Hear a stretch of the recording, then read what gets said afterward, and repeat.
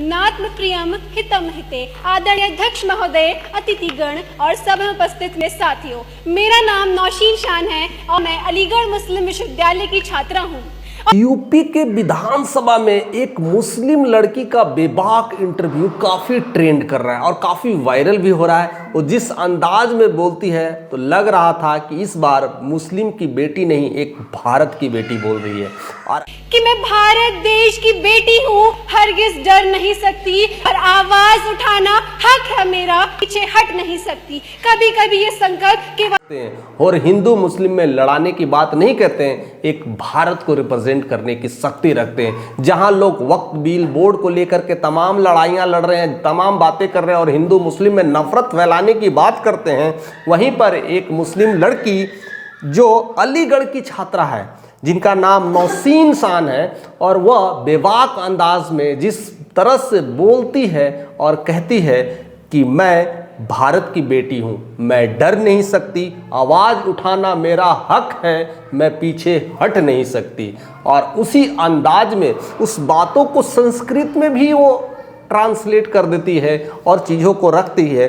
हितम प्रियम नात्म प्रियम हितम हिते। आदरणीय अध्यक्ष महोदय, अतिथिगण और सब उपस्थित मेरे साथियों, मेरा लक्ष्य को प्राप्त न कर ले, उसको भी एक संस्कृत के रूप में भी वो चीज़ों को रिप्रेजेंट करती है। इसको देख करके लगता है कि यही सनातन है, यही भारत है और इसी भारत को लोगों की तलाश था और भारत में ऐसे ही लोग होते हैं। और उसका कहीं ना कहीं रिप्रेजेंटेशन, उसका कहीं ना कहीं आगाह, उसका कहीं ना कहीं विचारधारा इस मुस्लिम लड़की में ने आ चुका है और वह कर करके दिखा दी है। इसको लेकर के पूरी ज़बरदस्त मीडिया में एक हलचल है और एक ज़बरदस्त उद्घोष हो चुका है कि हाँ, जिस तरह से हम हिंदू मुस्लिम की बात करते हैं, जिस तरह से हिंदू मुस्लिम में लड़ाने की बात करते हैं, और वहाँ पर जिस तरह से नौशीन शान ने, जो अलीगढ़ की छात्रा है, इस तरह से रिफ्लेक्ट करके बता दिया है कि भारत की बेटी हैं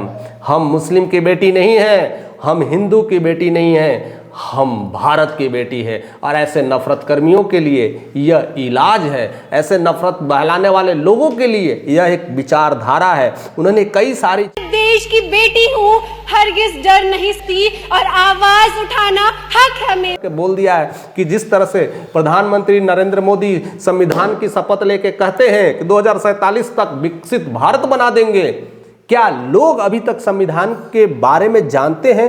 संविधान से तो कितने लोग वंचित हैं, वो पता भी नहीं है कि संविधान क्या है, नहीं है, कोई चीज़ पढ़ाया नहीं जाता, कोई चीज़ सिखाया नहीं जाता इसके बारे में। और लोगों को और जानने की ज़रूरत है, इससे गुमराह होने की ज़रूरत नहीं है। इसमें जानना चाहिए कि क्या चीज़ें लिखी गई है, किस बात के लिए बातें की जा रही है। और इस तरह से विस्फोटिक अंदाज में उन्होंने कहा है कि 2047 तक जिस तरह से प्रधानमंत्री मोदी का सपना है कि भारत होता है, 2047 तक इन संकल्पों के माध्यम से देखा गया सपना भले ही हर लोग को भी उठना पड़ेगा, तभी भारत विकसित बनेगा। हर बिहार के, हर भारत के, हर कोने कोने के, हर राज्य के लोगों को उठना पड़ेगा और कहना पड़ेगा कि मैं बिहारी नहीं हूँ, मैं यूपी वाला नहीं हूँ, मैं महाराष्ट्र वाला नहीं हूँ, मैं भारत का बेटा हूँ या भारत की बेटी हूँ।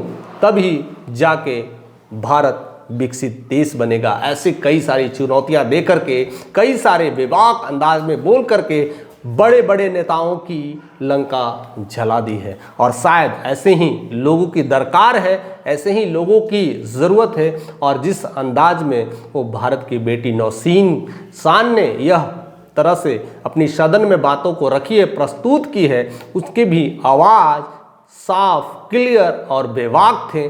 ऐसे ही भारत भारत नहीं कहलाता, ऐसे ही भारत अखंड भारत नहीं कहलाता। और अखंड भारत में अगर अखंड भारत अगर जिंदा है तो इन जैसी बेटियों की वजह से जिंदा है। फिलहाल आप उनसे बेटियों के लिए क्या कहते हैं, किस तरह की बातें सोचते हैं? और जब कहते हैं कि ये हिंदू और मुसलमान है तो बता ही दीजिए कि ये सही में हिंदू है कि सही में मुसलमान है कि सही में भारत की बेटी है। आप कमेंट करके ज़रूर बताइएगा कि ऐसे ही लोग हिंदू मुस्लिम को लड़ाने वाले होते हैं कि ऐसे ही इसमें भी कुछ ना कुछ लूप होल खोल देंगे। नहीं, इन्हें सिखाया गया है, नहीं इसे बरगलाया गया है। तो जांच करिए, पड़ताल करिए क्योंकि भारत अभी भी जिंदा है और अखंड भारत में ऐसे लोग बसते हैं।